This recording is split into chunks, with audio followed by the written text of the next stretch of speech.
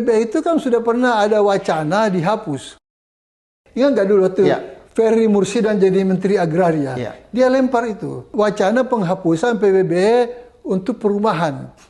Logikanya masuk akal. Logikanya adalah, kenapa masyarakat mesti membayar pajak atas tanah dan bangunan yang dia miliki sendiri? Ini negara merdeka. Jadi kita merdeka itu kok masih dibebani begitu. Jadi, kalau di negara lain? Nggak ada. Nggak ada PBB? Nggak ada. Jadi sebenarnya itu Ferry berpikir cerdas. Waktu itu saya dukung dia. Jadi dia berpikir ini kita sudah merdeka. Masa tanah yang kita tempati tinggal ya, dan bangun yang kita bangun sendiri kok bayar pajak? Ya kalau yang bayar pajak itu ya sektor usaha, gitu, sektor apalah industri. Gitu. Ya industri. Jangan rumah yang kita tinggal kita bayar pajak lagi. Itu yang kemudian terjadi kan. Untungnya itu Gubernur DKI terutama zamannya Anies itu ada pembebasan pajak pada pensiunan-pensiunan yang tinggal di kawasan Menteng gitu ya. Karena kalau mereka harus bayar PBB yang tinggal di tempat-tempat yang kemudian mahal PBB-nya.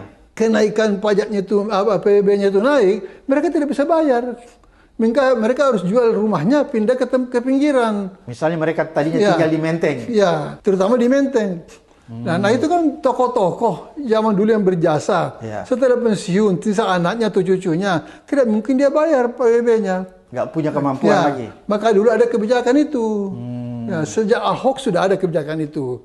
Penghapusan PBB kepada orang-orang yang punya jasa, pada orang yang tidak mampu, itu tidak dibayar PBB. Waktu Anies lebih ofensif lagi. Jadi banyak orang dibebaskan dari PBB.